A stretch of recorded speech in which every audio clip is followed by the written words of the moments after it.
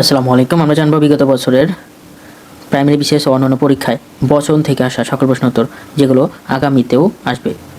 চ্যানেলটি সাবস্ক্রাইব করে সাথে থাকুন। চলুন শুরু করি। বচন অর্থ কী, বা এক কথায় বচন বলতে বোঝায় সংখ্যার ধারণাকে। কোনটি অপ্রাণীবাচক শব্দের বহুবচনে ব্যবহৃত হয়? গ্রাম। কন্দিরুক্ত শব্দটি জুটি বহুবচন সংকেত করে? পাকা পাকাম। কোনটি একবচনের উদাহরণ? শিক্ষক ছাত্রকে পড়াচ্ছেন, এটি একবচনের উদাহরণ। সাহেব শব্দের বহুবচন হবে সাহেবান। কোন দুটি শব্দ কেবল জন্তুর বহুবচনে ব্যবহৃত হয়? পাল ও জুত। পাল ও জুত, এই দুটি হচ্ছে জন্তুর বহুবচনে ব্যবহৃত হয়।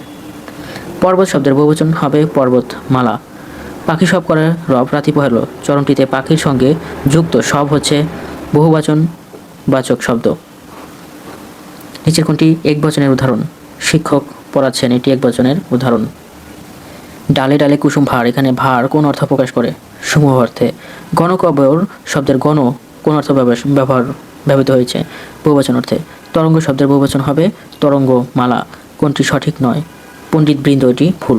শিক্ষকবৃন্দ, সুধীবৃন্দ, মন্ত্রীবর্গ, এগুলো সঠিক। নিচের কোনটি একবচন?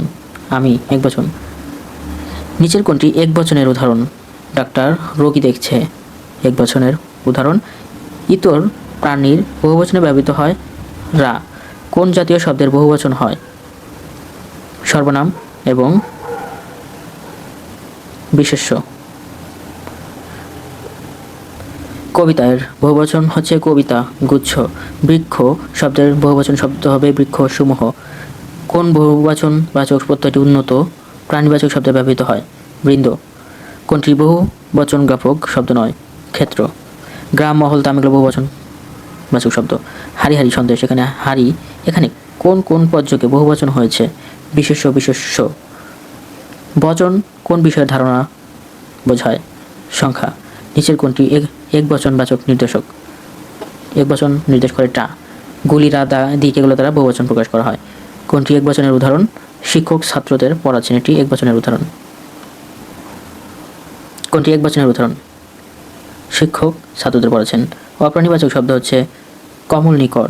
অপ্রাণীবাচক শব্দ লোকে বলে, উত্তরটির তাৎপর্য কোনটি? সাধারণ লোকে বলে। সকল নির্বাচককে সমষ্টিগতভাবে বলা হয় নির্বাচক মণ্ডলী। নিচের কোনটি বহুবচনবাচক শব্দ? রচনাবলী। কোনটি সঠিক? সঠিক হচ্ছে মেঘপুঞ্জ। নিচের কোনটি বিশেষ নিয়মে সাধিত বহুবচনের উদাহরণ? বিশেষ নিয়মে গঠিত হয়েছে, এখানে এটাই করিমদের বাড়ি। বনে বনে ফুল ফুটেছে, এখানে বন, এখানে ফুল, ফুল হচ্ছে বহুবচন। বনে বনে ফুল ফুটেছে, এখানে ফুল হচ্ছে বহুবচন। কাগজের বহুবচন হচ্ছে কাগজজাত। নিচের কোনটি বহুবচন নির্দেশক শব্দ নয়? জন। আবলি, পাল, মহল, এগুলো বহুবচন নির্দেশ করে। নিচের কোনটিতে বহুবচনের অপপ্রয়োগ ঘটেছে? সকল পণ্ডিতেরা অহংকারী হন না। হস্তি শব্দটির পর কোন বহুবচন বোধক শব্দটি বসবে?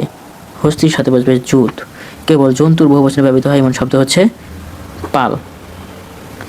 পুষ্প শব্দের বহুবচন করলে হবে পুষ্পদাম। হাতি শব্দটির বহুবচন করলে হবে হস্তি জুত। নিচের কোনটি বহুবচনবাচক শব্দ নয়? মঙ্গল। নিচের কোন বহুবচনটি সঠিক? সঠিক হচ্ছে মানুষ্য সকল এবং মানুষ্য সমূহ, দুটি সঠিক। বহুবচনের যথার্থ প্রয়োগ ঘটেনি এখানে তারকা বলি। কুসুম নিচয়, পুষ্পদাম এবং কুসুমদাম, এগুলো সঠিক বহুবচন প্রয়োগ হয়েছে। কোন পদের আগে অজস্র বসালে বহুবচন হয়? বিশেষ্য পদে। ধন্যবাদ সবাইকে এতক্ষণ সাথে থাকার জন্য। সকলের জন্য শুভকামনা রইল। আমার জন্য সবাই দোয়া করবেন। সবাই ভালো থাকুন। আসসালামু আলাইকুম।